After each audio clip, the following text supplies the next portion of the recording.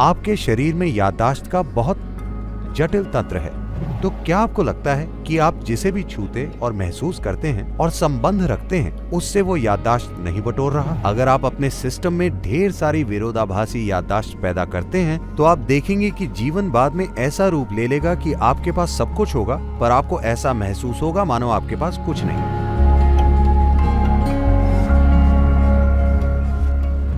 मेरा नाम अजीम है। मैं बीकॉम ऑनर्स में प्रथम वर्ष का छात्र हूँ। तो हम सभी जानते हैं कि इस उम्र में हम किसी रिश्ते में पड़ते हैं, फिर हम अलग होते हैं।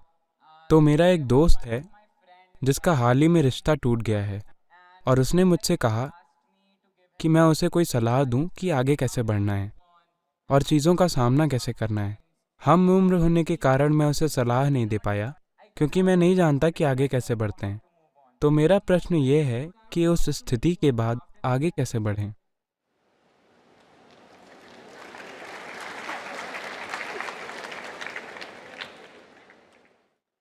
कोई और आगे बढ़ चुका है।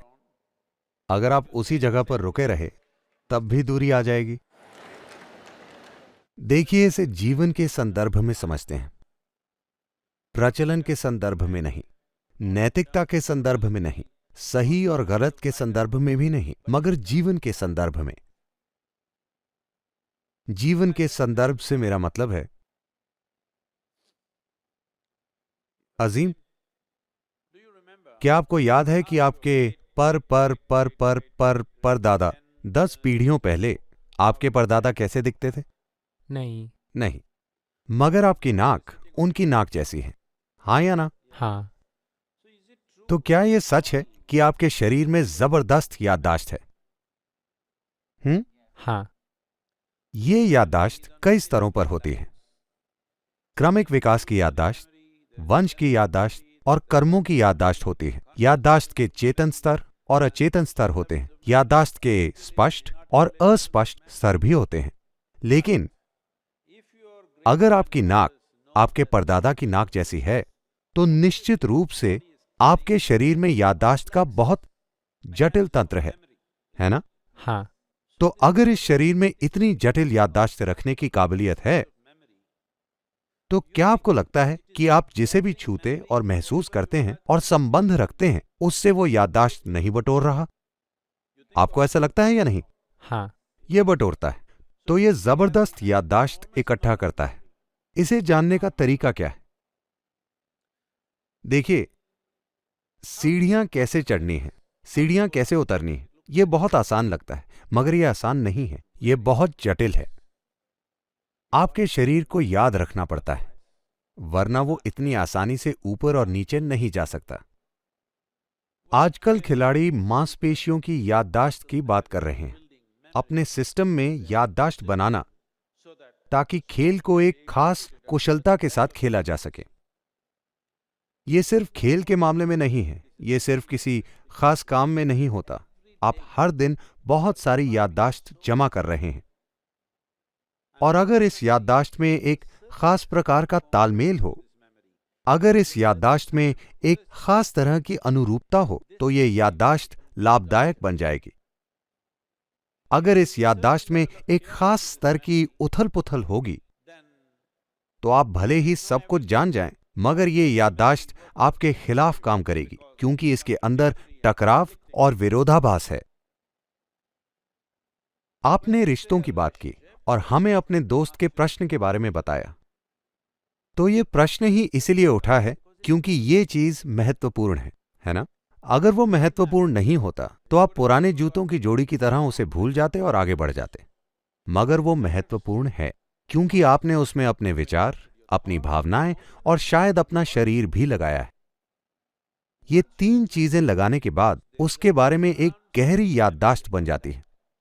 अगर आप अपने सिस्टम में ढेर सारी विरोधाभासी याददाश्त पैदा करते हैं, तो आप देखेंगे कि जीवन बाद में ऐसा रूप ले लेगा कि आपके पास सब कुछ होगा, पर आपको ऐसा महसूस होगा मानो आपके पास कुछ नहीं, क्योंकि ये अस्त व्यस्त और उदास होगा। इसमें उल्लासी नहीं होगी। ये बहुत महत्वपूर्ण है कि युवा इस बात को समझें कि आपको जो शरीर दिया गया है वो चलता कैसे।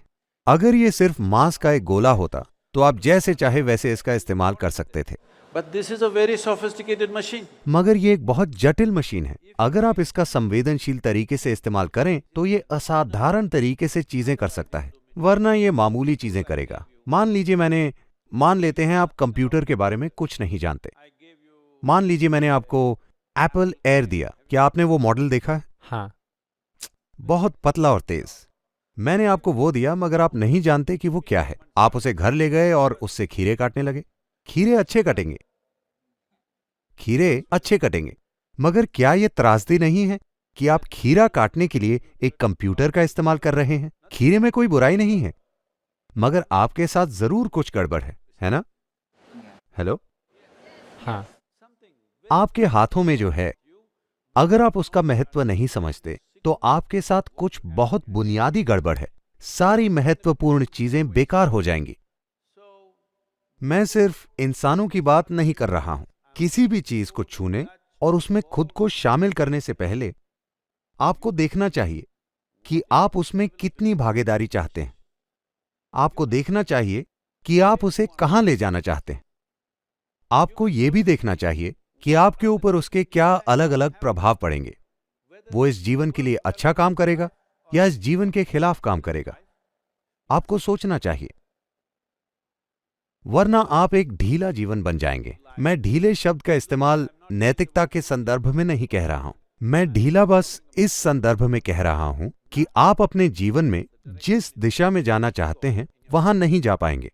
इसमें थोड़ी समग्रता लाना, अपने जीवन में बौद्धिक समग्रता, भावनात्मक समग्रता और शारीरिक समग्रता लाना बहुत बहुत महत्वपूर्ण है। उसके बाद भी अगर कुछ गलत होता है